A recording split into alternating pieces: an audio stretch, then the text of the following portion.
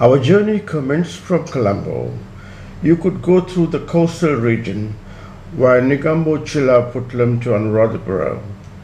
The other road from Colombo would be through Kandy Road, turn to Kurunegala at Ambepursa.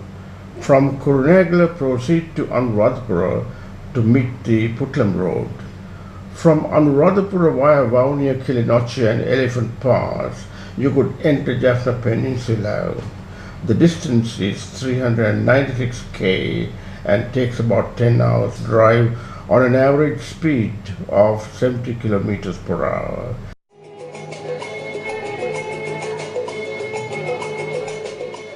Traveling from Vavuniya to Jaffna, the first army checkpoint is at Omantai. You need to get down from your vehicle at this point for verification of your identity and others accompanying you. Take your passport or ID with you. Right through your journey beyond Vavuniya, the road construction will delay very much. To reach your destination, have much patience.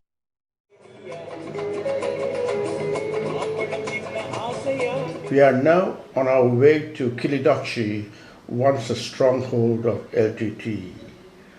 After 2002, the LTT used Kilinochchi as their administrative hub of the area under control. Established a police force, judicial system, high courts and supreme courts, all located in Kilinochchi. Kilinochchi town area today looks back to normal life. People in Kilinochchi did suffer most during the LTT control. Today in Kilinochchi, power supply has been restored. Even water through irrigation systems and for drinking purposes have been well established. And the locals who suffered through the period of LTT control seems to be much more happier today. There are no hotels for tourists built up, and that facility should be available in the future, as there are so many interesting sights to see.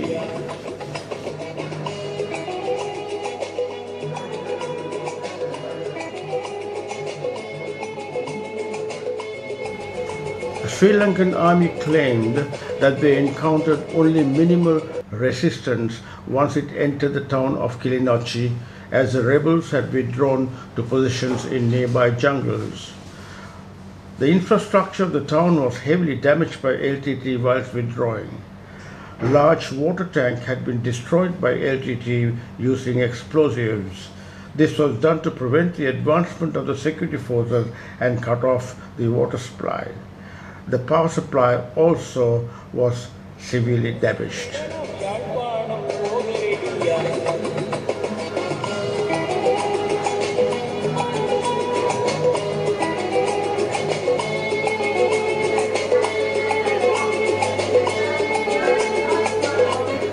People in Kilinochchi lost their homes when LTT started destroying the area before retreating.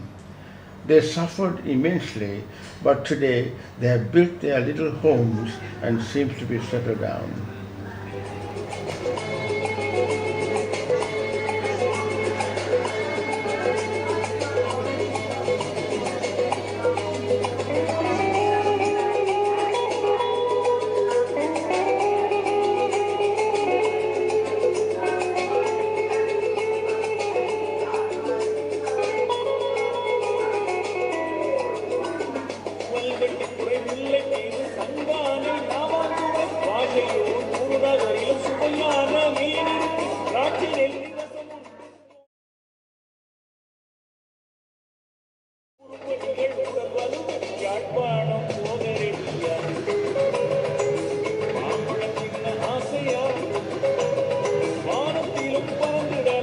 Anticipation rises as you approach Elephant Pass on your way north to Jaffna. Yet it is an undistinguished place where a narrow strip of flat road passing between shallow sea lagoons and salt pans. It is hard to imagine the strategic importance of the place during nearly 30 years of warfare between LTT and the Sri Lankan armed forces.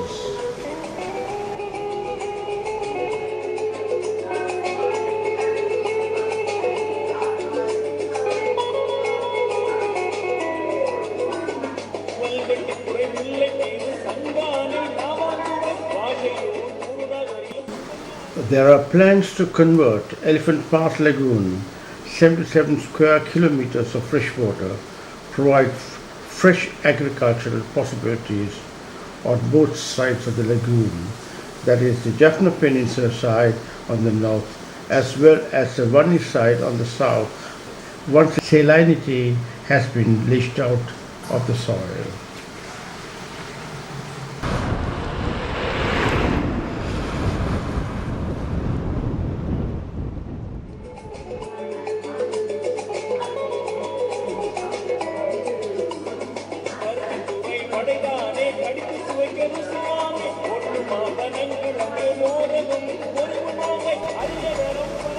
LTT suicide bulldozer was demolished through the heroic sacrifice by Corporal Gamini Kuraratna prevented the army camp being blown off by sacrificing his own life on the 13th July 1991 in Elephant Pass.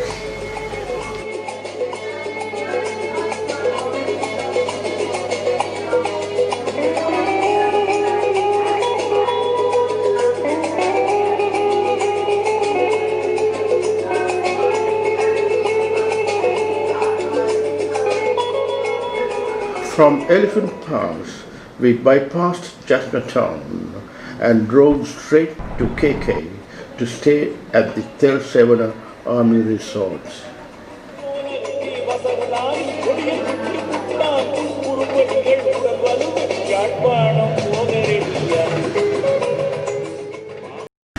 This is Sri Lankan Jaffna area, but it's extended Jaffna point Pedro, and we are spent Thalsavana holiday resort.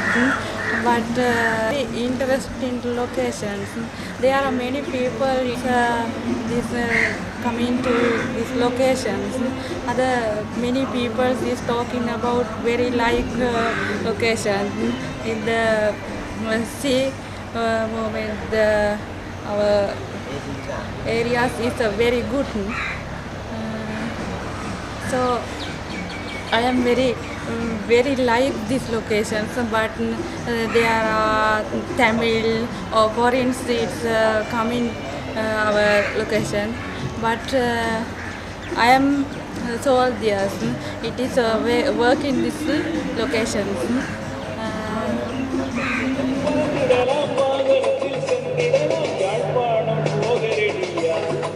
There are a few holiday resorts and good hotels in Jaffna town and suburbs. Army camp resorts run by the army are popular and may take some time to get a booking. Bedrooms are air conditioned with attached bathroom toilets. Most places board includes breakfast. The price range is about 5,000 rupees per double room. At Thalsavana Holiday Resort where we were staying, one could do early morning walks by the sea distance. Plenty of bird life in this location.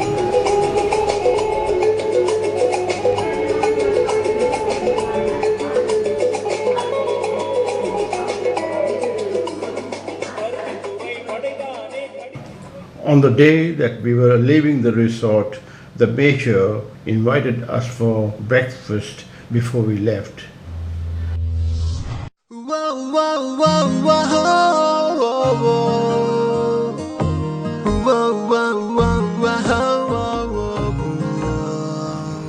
We had a good night's sleep and comfortable at the army resort.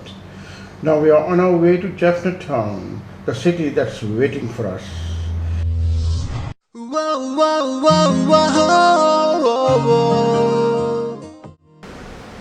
our surprise, the town was bustling and very noisy. Tooting the horns from vehicles and the loud music from the hotels makes it a busy town like elsewhere, say Colombo. Quite unusual to see Tamil girls on push bicycles all over the streets and cycling to the temples even as dusk fell. The town looks very prosperous, and the people say that it has never been like that for years during the war. The population in town and the whole of Jaffna Peninsula had come down to below 100,000 people during the war. However, people still fear, although the government claims that troops have successfully eliminated rebels operating in the town area, ushering a sense of freedom for the people.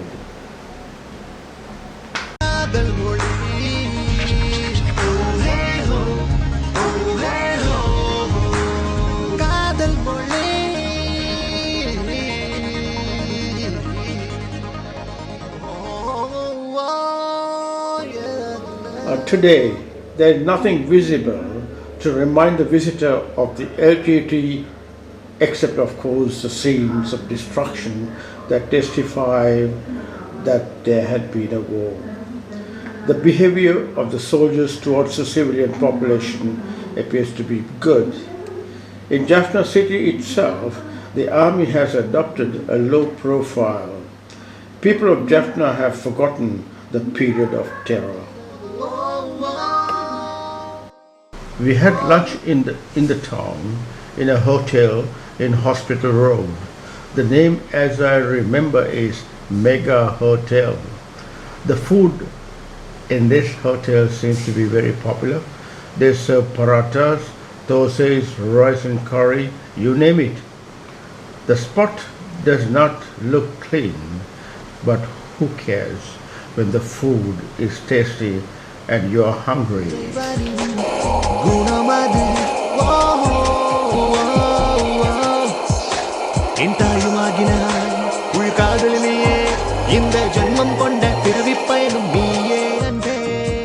Jaffna was the third largest city in Sri Lanka. It was crumbled down to a rural town for years due to the ravaging war. You do not see the presence of the army troops in town anymore. Few police officers are on duty along some streets. This itself shows that the place is peaceful and people get on with their normal lives. Marketplace was interesting. There are many people buying vegetables and fruits. They are all locally grown and much cheaper than in Colombo. After Elephant Pass A9 road was opened, foodstuffs transported from south are cheaper to buy. அரிசி வியாபாரமும் தேங்காய் வியாபாரமும் செய்கிறாங்க. இப்போவும் இதுதான் தேங்காய் தான் தனியாக செய்கிறோம். வீடு வாசல் எல்லாம் உடைஞ்சு சரியான கஷ்டம்தான் இங்கே யுத்தத்தால் எனக்கு கட்ட முடியாத நிலையில இருக்கிறோம். அரைவாசி காட்டி போட்டு விட்டு கிடக்கிறோம்.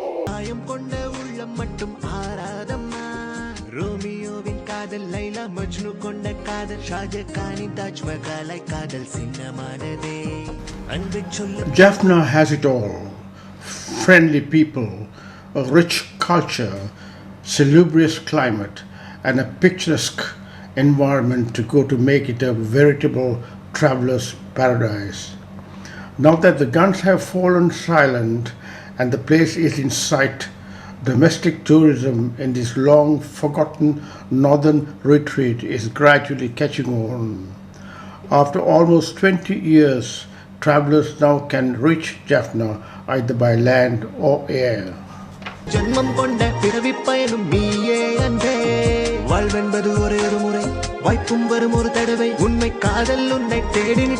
This is Hospital Road, could be the main business center in Jaffna town. The name is after the famous Jaffna Teaching Hospital and Cancer Hospital. Navaloka Private Hospital Company is putting up a big hospital almost opposite the Teaching General Hospital. There are many banks and financial companies opened up along this street and branches elsewhere. All established major banks in Colombo have opened up branches in Jaffna. This is a sure sign of prosperity and that money is being circulating like any other prosperous town.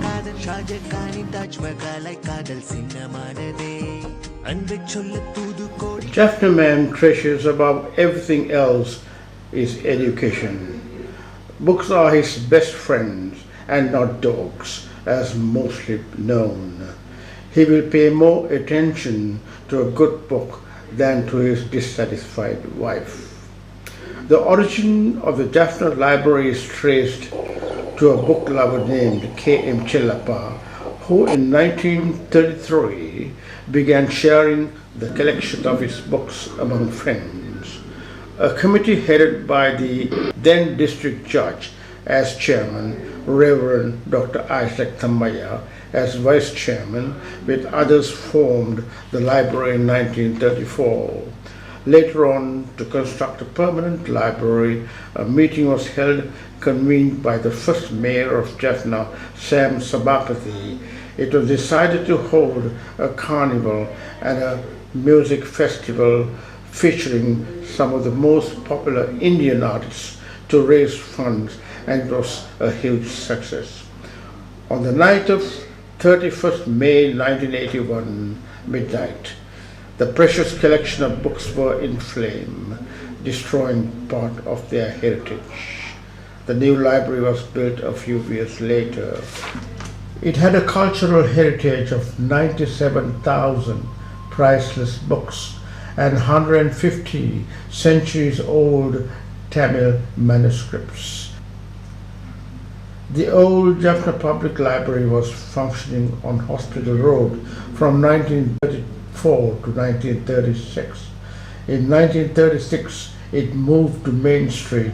Later on, March 29, 1953, foundation stone was laid to build a library in the town hall compound.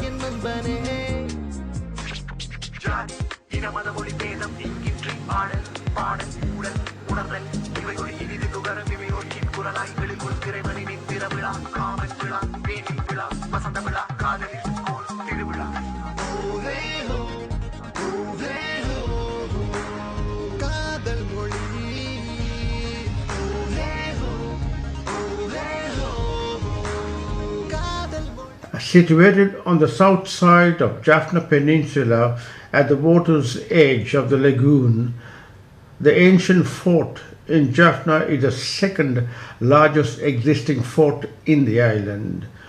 Originally built by the Portuguese in 1619 and rebuilt and expanded by the Dutch during the second half of the 17th and 18th centuries to facilitate trading activities of Sri Lanka's northern region, indicates not only of the Jaffna's strategic importance to Europeans but its significance throughout Sri Lanka's history.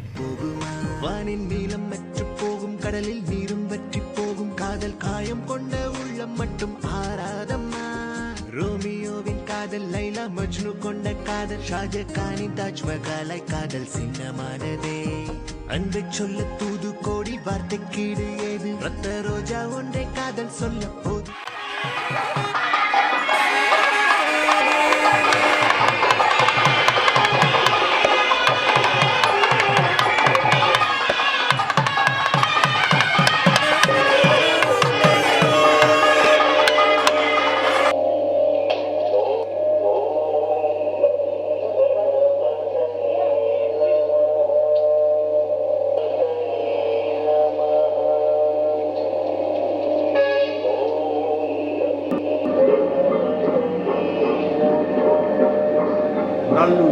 Kandasamy Kovil, the premier place of worship in Jaffna. This Kovil is characterized by a golden arch and elaborate gopuram. The original temple was built by Tamil kings, was destroyed by the Portuguese, and the present building of the Kovil dates back to the 18th century.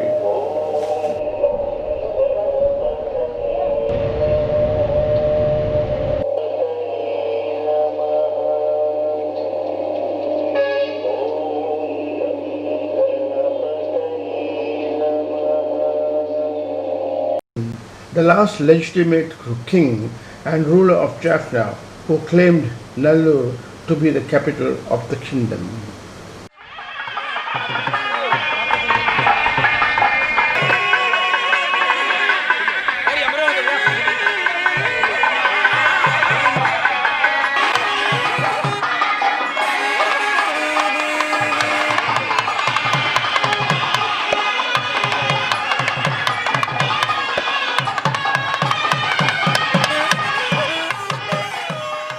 The next morning, we did a trip to Point Pedro, highest point in Jaffna Peninsula, via Velvetitore, the birthplace of Velippulle Prabhakaran. The road was under construction and quite busy with traffic. On our way, we saw plenty of burnt down houses from bomb shellings. Those ruined houses are still not claimed or occupied by the owners, presumably they are abroad.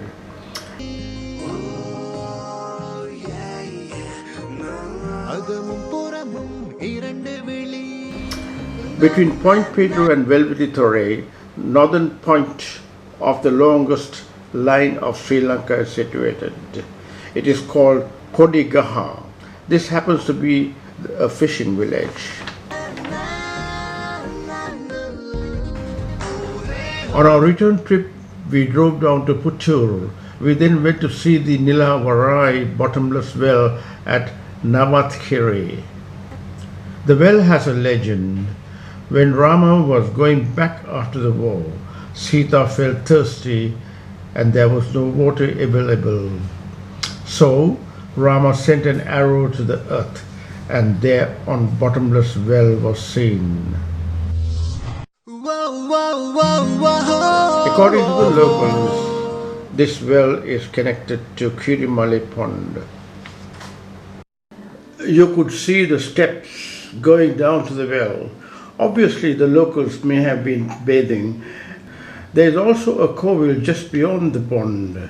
The locals may have gone for pujas after a bath in the well. Next, we drove down along a narrow carpeted road with beautiful swaying palmyra trees on either side of the road. In the thick of the lonely area, we came across a temple having its festival. It is Swami Temple or Temple of Shiva. It was a grand, colorful festival attended by thousands of devotees worshipping the statues of Shiva and other gods carried on carts.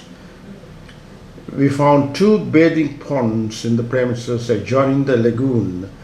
The one for women was enclosed and most childless mothers bathe in the pond in the hope of becoming fertile.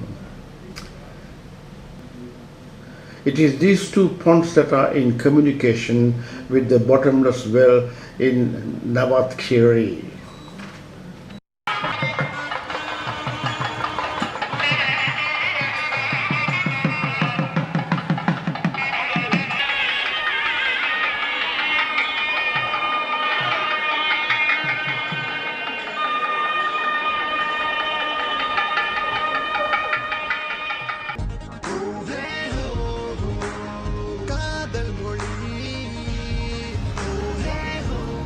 On our return drive to Jaffna town from Kirimale, we saw perfect village cultivations, truly remarkable. It is more horticultural rather than agricultural and reminds one of the market gardens of Fulham and Chelsea in England.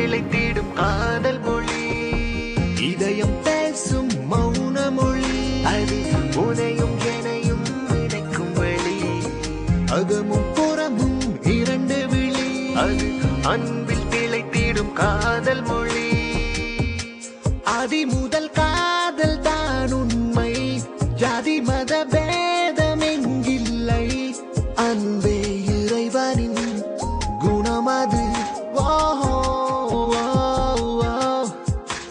என் தாயுமாகினாய் உயிர் காதல். When you do a trip to Jaffna, you should never miss enjoying Rio ice cream. In keeping with its reputation, it would be the best ice cream in the world. Never leave Jaffna without that experience.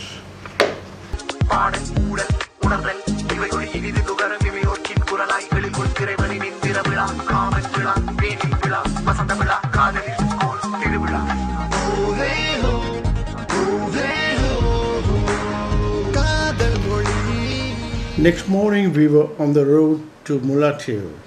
Started at about 7:30 a.m. after breakfast at the Army Resort in KK.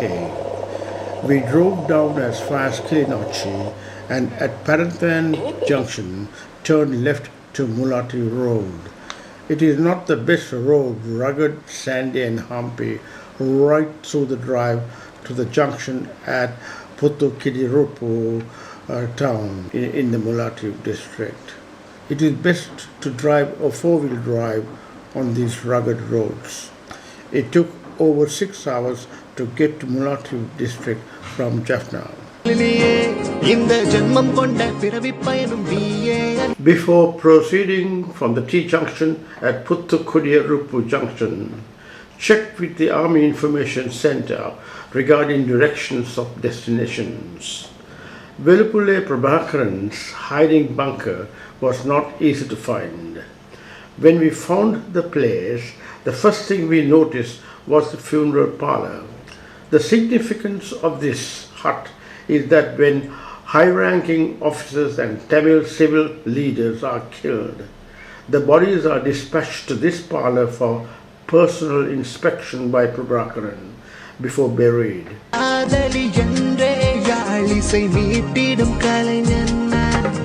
தமிழன் காதலி தாய் தமிழாகிட ஏங்கிடும் ஒரு சிறு கவிஞன் தமிழ்தான் எந்தன் காதலி என்றே. Within a few meters away from the funeral parlor is an old house with asbestos roofing.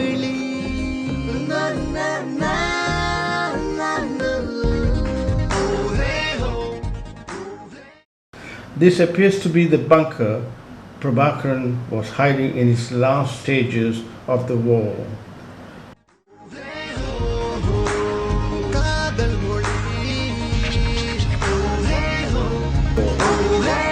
When you go inside, there's a staircase to go down to 4 levels in the bunker. There's a passage from one level to the next with concrete steps to go down.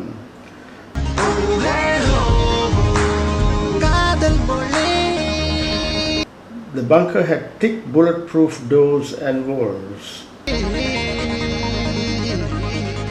The place has had air conditioners and lighting systems. Prabhakaran's office room is labeled the operating room. எனது வாழ்வு விடியல் காண உனது துணையை நாடி. A fire escape led out from the back in the case of emergencies. எனது வாழ்வு விடியல் காண உனது துணையை நாடி. எனது வாழ்வு விடியல் காண உனது துணையை நாடினே. இதயம் முழுதும் கனவிலே இனிய ராகம் புனையை நாடினே. எனது வாழ்வு விடியல் காண உனது துணையை நாடினே. இதயம் முழுதும் கனவிலே. Velupule Prabhakaran spent a luxury life putting others into suffering. Even the soap he used was brought from overseas, and at the tail end he too had to undergo at least a fraction of the sufferings without food or shelter, depressed and hunted by an unbelievably strong enemy, the Sri Lankan security forces.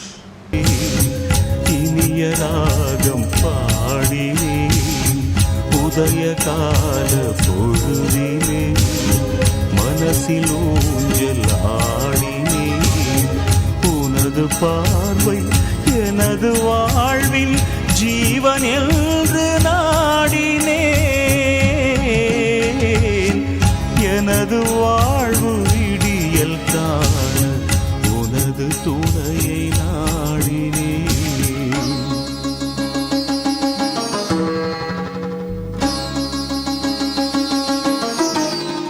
Our next stop was Sea Tiger Chief Sisai's safe house. He was the former commander of the Naval Division of the LTTE, known as Kadal Puligal or Sea Tigers. He was in charge of the Sea Tigers from 1991. Sisai, towards the end, arranged for his wife and children to escape and save their lives. Sisai's family is now living in Colombo suburb subject to certain conditions. To approach his bunker, one has to open a cupboard door in one of the rooms. Only through that door one could enter his bunker. The most important part of the town of Mulaitivu district was situated on the spit of land between the Indian Ocean and Nanti Kodai Lagoon. Strategically located, it was the subject of heavy fighting between LTTE terrorists and Sri Lankan government forces in 1996 and 2008 and 2009. Mulaitivu was captured by Sri Lankan army in January 2009. துணையை நாடினேன். இதயம் முழுதும் கனவிலே இனிய ராகம் பாடினேன். உதய கால பொழுதிலே மனசில் ஊஞ்சல் ஆடினேன். உனது பார்வை எனது வாழ்வில் ஜீவன் என்று நாடினேன். எனது வாழ்வு விடியல் காண உனது துணையை நாடினேன்.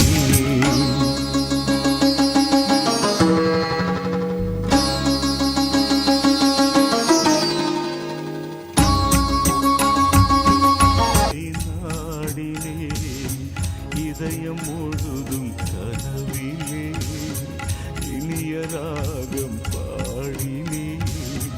உதய கால பொழுதிலே மனசில் ஊஞ்சல் ஆடினேன். உனது பார்வை எனது வாழ்வின் ஜீவன் என்று நாடினேன்.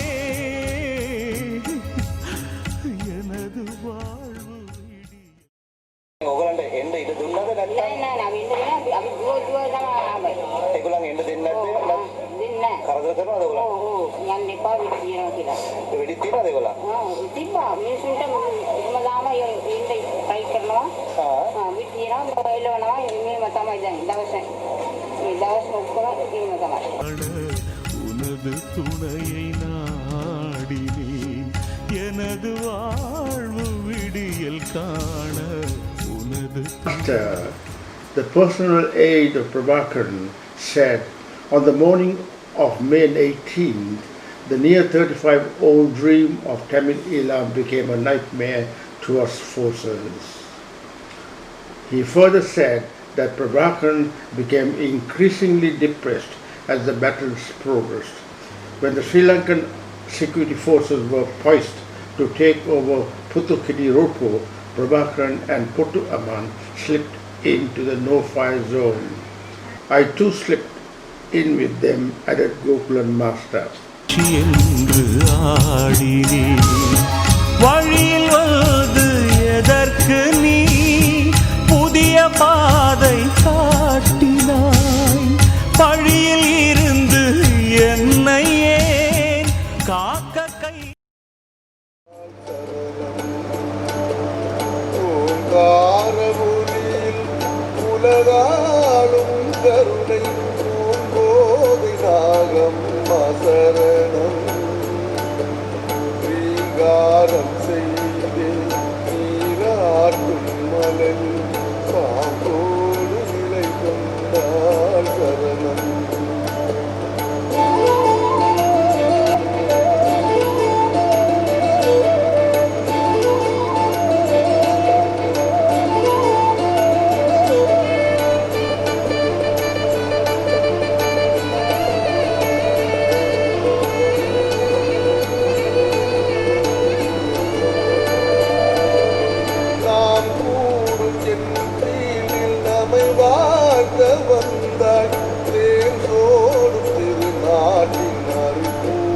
வந்தாள் நாம் கூடும் என் வீட்டில் நம்மை வாழ்த்த வந்தாள் தேன் சோடும் திருநாட்டில் அரு கூட்ட வந்தாள் தீங்கோட துயரோட திருப்பாவை தந்தாள்